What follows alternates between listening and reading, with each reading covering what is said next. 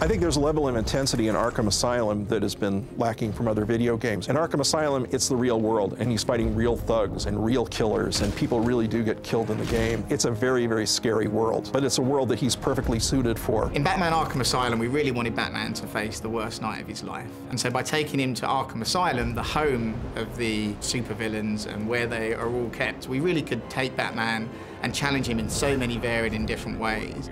You're in this kind of dark universe where you're not entirely sure of anyone's motives. From the very first cinematic, when I saw the picture, it became really clear just how dark this was going to be. We wanted to create a game that was in a dark, gritty environment. Arkham Asylum really lends itself to that. Location and the kind of mood that every Batman fan really wants to play a game in.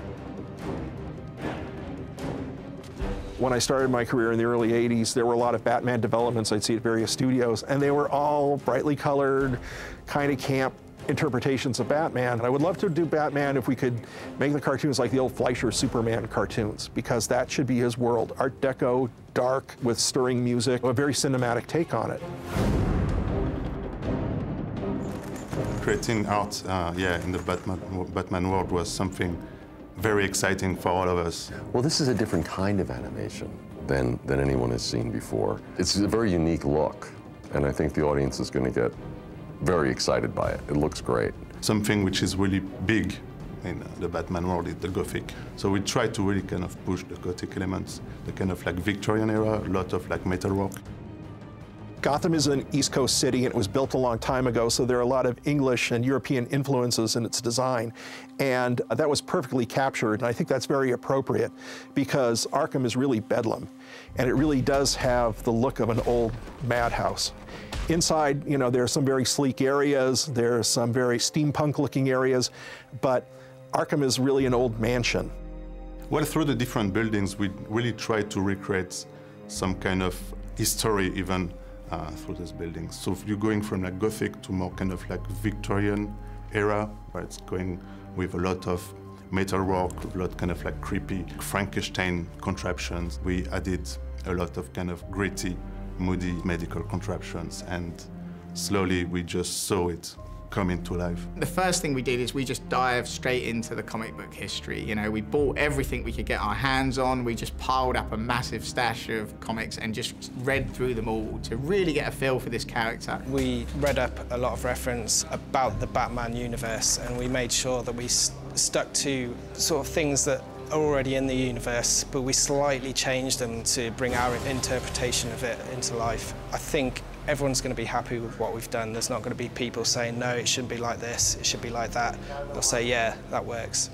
I think it's also got kind of a dual audience. In one way, we're using a lot of elements that maybe the comic book readers wouldn't get, but also we've got a lot of kind of little features in there where big Batman fans would enjoy and be able to spot.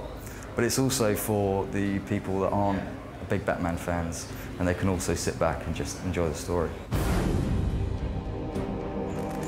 The reason he resonates with audiences so much is because he's got no superpowers. Because he's just a man, he could literally be every man. Okay, he has all the gadgets and the access to technology and perhaps things that your average man wouldn't have, but he is just a man. I don't like it. I think people relate to him so well because he's got that public-private dynamic, that struggle that goes on with him. All of us have a public face and a private face. We all have a private persona that we think, you know, is the world doesn't see. And so I think people relate to the character well that way. Batman, I think, much more than a character like Superman, is sort of a wish fulfillment, because you've got anonymity thanks to your costume and, you know, cool car and gadgets. I think kids want to do that. You know, they start off loving masked heroes, and wouldn't it be fun if I could do that? And I think it's just an extension that we carry through adulthood. We're at the moment now where we're thinking, God, I hope we can do this. I mean, I know we can, but now we have to. Rocksteady taking on that challenge, you know, it's half exciting and half terrifying. You know, the burden's out there that the world wants a great Batman game, and to be honest, we all want a great Batman game. So that's, you know, that's the inspiration as well for us, is that it just deserves, he's such a cultural icon, he deserves a game to match. A lot of people at work say, don't read the forums, but I just get addicted to reading them. I read them and it says, Arkham Asylum and can't wait to get it. A lot of people say, bought, sold, yeah, we're going to buy this, and it really makes me excited. I can't wait for it to come out. We've got a lot of critics that will be kind of scrutinising this product. So we have to be careful in kind of what we show, have to be very focused in terms of where we come up with the ideas. It's very exciting to see people thinking the game is looking great, but they haven't seen anything yet. I can tell to the Batman fans that we've been really digging through all the graphic novels and stuff, and the game is full of cameos, of references from 70 years of Batman history. This game has its roots buried really deep in the history of Batman, and that affects all the characters. Well, the great thing about Arkham Asylum as a location is that all of the major villains in the Batman universe have been there at one moment or other over the last, 70 years. So it's very easy to justify why Poison Ivy's there, why Bane's there, why Joker's there. Not so tight, boys. You'll crease the suit. Gotham is a unique city, and it's populated by unique supervillains.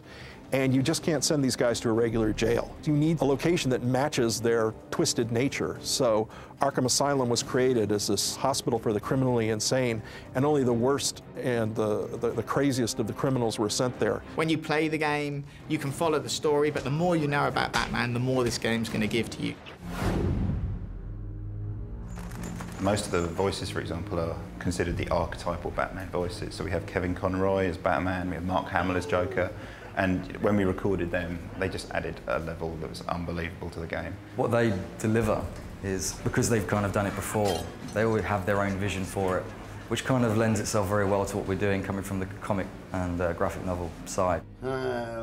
What took you so long? They're playing characters that you've heard them play before, but we're not that game. We're a darker game. Batman is a very special experience for me. He's just a very special character.